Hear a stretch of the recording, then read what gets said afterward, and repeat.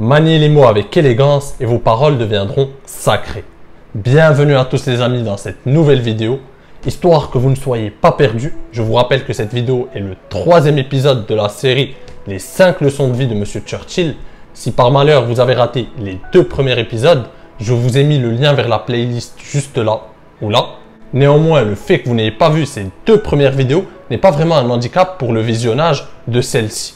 Donc aujourd'hui, nous allons nous pencher naturellement sur cette faculté qu'avait le bulldog de manier les mots avec éloquence. Restez donc jusqu'à la fin puisque je vais vous partager 3 conseils concrets pour améliorer votre éloquence, votre aisance rédactionnelle, votre élocution et aussi votre prosodie en général.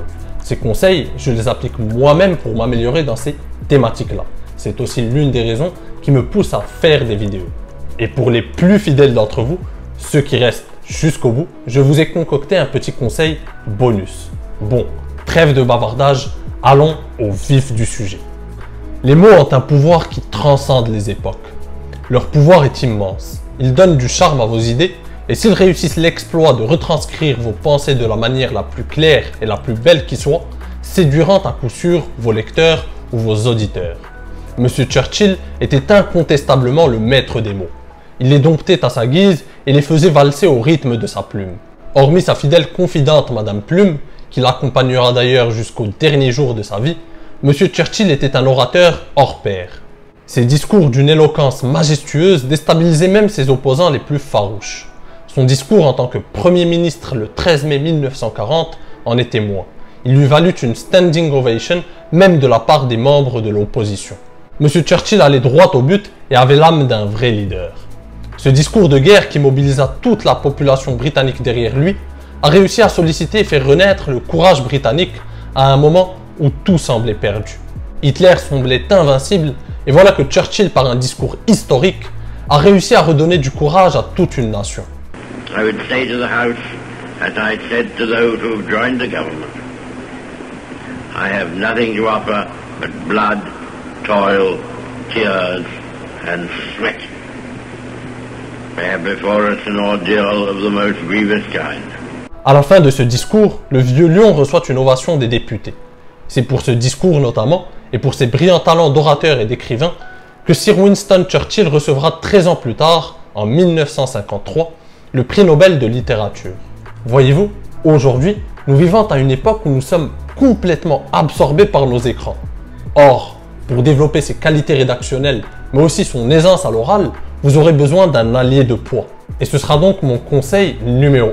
Vous devez faire de la lecture un allié incontournable de votre quotidien. Vous devez lire, lire et encore lire. C'est ainsi que vous développerez votre vocabulaire, votre expression écrite et orale.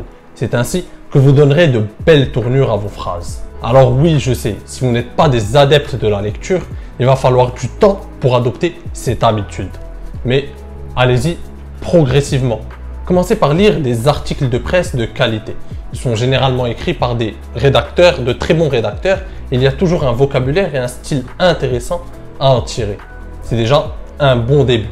Vous pourrez ensuite élargir vos lectures au fur et à mesure. Mais croyez-moi les amis, ce n'est pas sur Instagram que vous allez enrichir votre vocabulaire. La langue de Molière tire sa beauté de la richesse de son vocabulaire notamment. Il y a tellement de façons de décrire une situation, un personnage, un moment, tellement d'adjectifs, de synonymes et de nuances. Il serait donc fort regrettable de ne pas disposer du bagage linguistique qui donnera à vos paroles ce côté poétique qui séduit tant. J'imagine aussi, les amis, que vous êtes des âmes qui aspirez à vous développer, à vous cultiver et à continuer d'être à l'écoute de votre curiosité intellectuelle.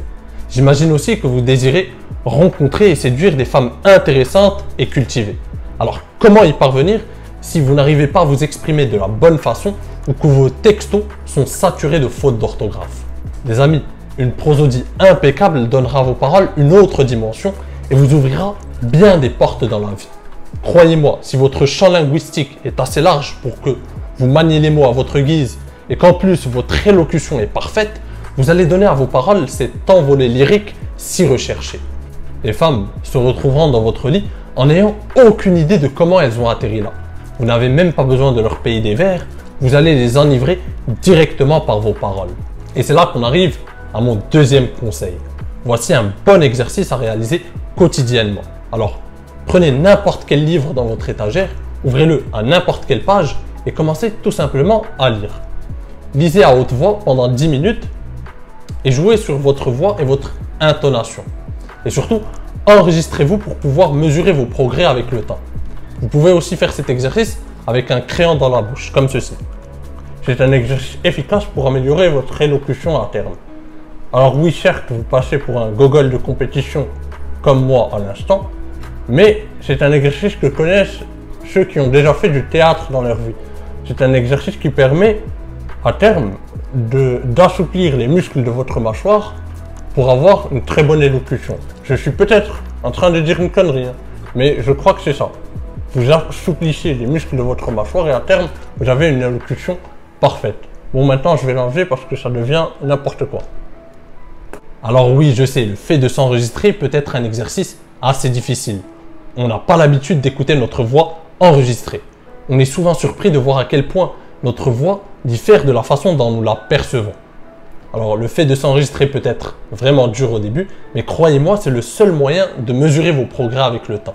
Alors n'hésitez pas à le faire, même si ça vous gêne au début. On en vient donc, mesdames et messieurs, à mon troisième conseil. Écrivez chaque jour quelques mots. Que ce soit pendant 5 minutes ou 2 heures, prenez l'habitude d'écrire quotidiennement. Ce n'est que de cette façon que vous affinerez votre style, stimulerez votre créativité et améliorerez votre plume. Alors, vous pouvez écrire tout et n'importe quoi. Vous pouvez écrire simplement pour évacuer vos émotions, ou écrire pour décrire ou raconter votre journée, ou simplement écrire le matin pour décrire les objectifs de la journée en quelques mots, quelques phrases bien construites, ou écrire sur des sites de questions-réponses comme Quora, où on attend quand même des réponses de qualité et bien construites avec une bonne expression. Peu importe, mais prenez l'habitude d'écrire quotidiennement. De plus, le fait d'écrire vous permet d'avoir une trace et de mesurer vos progrès en la matière. D'une certaine façon, l'écriture, c'est l'intégration de la langue des hommes au visible. L'apparition de l'écriture est ce qui permet de distinguer la préhistoire de l'histoire. Sans écriture, nous n'aurions aucune trace des événements et nous serions encore des hommes préhistoriques. En effet, c'est par l'apparition de l'écriture en Mésopotamie aux environs de -3300 avant Jésus-Christ que l'Antiquité succède à la préhistoire. Alors les amis, si vous voulez laisser une trace dans l'histoire, faites de votre plume une campagne fidèle. Nous arrivons donc au conseil bonus de Tonton Kamal. Alors dans ce sens, je vais vous raconter une petite anecdote. Quand j'étais gosse, j'étais un sale gosse, mon père insistait beaucoup sur le fait que je note les mots que je ne connais pas pendant ma lecture et que j'apprenne de nouveaux mots à chaque fois. Et que je les note et que j'aille les chercher dans le dictionnaire pour les noter et les intégrer à mon vocabulaire. Moi, à l'époque, je n'en voyais pas l'intérêt. Pour moi, je lisais pour me divertir, un petit roman, pour me divertir. Et tant que je comprenais le sens global, peu m'importait d'aller chercher à chaque fois un mot, une expression, etc. Donc, flemmard que j'étais, tout ce qui m'intéressait, c'était bien sûr de m'amuser, d'aller jouer au foot avec mes potes et de faire des conneries. Et pour ça, le manque de vocabulaire n'est pas vraiment un handicap. Et mon père en faisait une affaire d'état. Mais moi, comme tout sale gosse qui se respecte, j'écoutais à moitié et je n'ai pas vraiment intégré ces sages paroles. Mais aujourd'hui, avec le temps et en grandissant, j'ai compris l'importance de ce conseil. En fait, c'est le seul moyen de vraiment progresser plus rapidement. Parce que je vous ai dit dans le premier conseil, il faut lire, lire et encore lire. Mais ce n'est pas vraiment suffisant. Lire, bien sûr, vous allez apprendre, vous allez intégrer inconsciemment et automatiquement un style, des mots, des tournures de phrases. Mais si vous voulez vraiment progresser rapidement, il faut noter à chaque fois le vocabulaire pendant vos lectures, les mots que vous ne connaissez pas. Allez les chercher et les noter. Et les utiliser. Et c'est dans ce sens que j'ai inventé la méthode LNU. Bon, tout le monde aujourd'hui invente des méthodes pour tout et pour rien, donc je me suis dit je vais inventer une méthode aussi. Et c'est quoi la méthode LNU? C'est du coup lire, noter, utiliser. Donc, il faut que vous lisiez, pendant que vous lisiez par exemple, je ne sais pas, l'article de presse que je vous ai recommandé, vous lisez et vous notez les mots et les expressions que vous ne connaissiez pas. Et vous allez les chercher dans le dictionnaire et vous les notez sur une feuille quelque part, vous notez ça. Et ensuite, c'est pas fini. Il faut utiliser ces mots ou ces expressions, sinon votre cerveau les mettra dans un coin de son esprit qui va balayer parce que vous ne les aurez pas employés, donc je dirais que ce n'est pas vraiment important et vous allez les oublier. Donc il faut prendre l'habitude de les employer, que ce soit à l'écrit ou à l'oral, peu importe. L'idéal, ce serait dans les deux, mais bon. Et donc, moi, ce que je fais, personnellement, je note, je lis, par exemple, je sais pas, un bouquin, un roman, et je note les mots que je ne connaissais pas. Après, soit je les note et je les cherche directement sur le dictionnaire, soit je surligne tout ça et je vais les chercher plus tard, à vous de voir. Et je les note sur une feuille A4, qu'ensuite je vais accrocher sur mon mur. Bon, je vais vous le dire honnêtement. Niveau esthétique et décoration, je passe pour un gogol de compétition. Mais, niveau vocabulaire et richesse linguistique, je gagne des points précieux. Donc, en attendant de trouver un équilibre entre esthétique et efficacité, cette méthode est drôlement efficace et elle m'aide beaucoup en tout cas. Donc, je vous invite à faire la même chose. Vous pouvez noter ça sur un calepin, où vous voulez. Moi, je le mets sur le mur pour ne pas oublier parce qu'il faut que je les utilise. Sinon, je ne vais pas les retenir. Je ne vais pas les intégrer définitivement à mon vocabulaire. Donc, voilà, c'était ma méthode. La méthode Eleni. Cette méthode va vous permettre de progresser très rapidement. Croyez-moi les amis. Si j'avais écouté les conseils de mon père à l'époque, peut-être qu'aujourd'hui je serais membre à part entière de l'Académie française, qui sait. Mais bon, soyons sérieux. Les amis, si vous voulez devenir le maître des mots, comme j'aime à le dire, il va falloir que vous appliquiez ces conseils de manière régulière et quotidienne. Même si ce n'est que 5, 10, 20 minutes, 30 minutes par jour. Même si, prenez juste 30 minutes par jour. Si vous appliquez ces conseils, vous allez vraiment progresser de manière fulgurante. Et sur le long terme, vous arriverez à vous exprimer et avoir une aisance, que ce soit à l'oral ou à l'écrit, qui soit vraiment différente et qui vous distingue de vos semblables.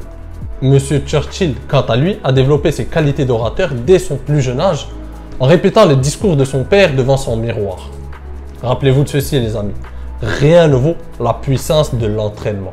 Les amis, si vous avez d'autres conseils pour améliorer l'éloquence, l'aisance rédactionnelle, l'élocution et la prosodie en général, partagez-les dans les commentaires pour que tout le monde puisse en bénéficier.